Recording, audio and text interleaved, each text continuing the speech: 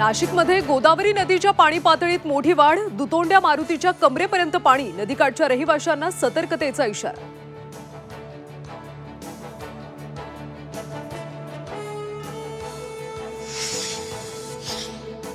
चंद्रपूर जिल्ह्यामध्ये पैनगंगा आणि वर्धा नदीला पूर, चंद्रपूर गड चांदूर मार्ग वाहतुकीसाठी बंद, सिमेंट कारखान्याची शेकडो वाहनं पुराच्या पाण्यात अडकली। गणेश नाईकांचा ठाण्यामध्ये चौथा जनता दरबार, बॅनरवर एकनाथ शिंदेंचा फोटो लावल्यानं चर्चेला उधाण।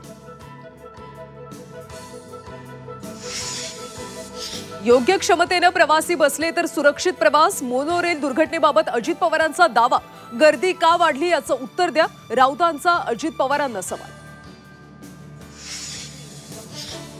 गेल्या 9 वर्षातल्या भ्रष्टाचाराची चौकशी आणि वसुली करणार, ठाकरेंच्या कामगार विरोधी धोरणामुळेच पराभव, शशांक राव यांचा ठाकरेंवर हल्लाबोल।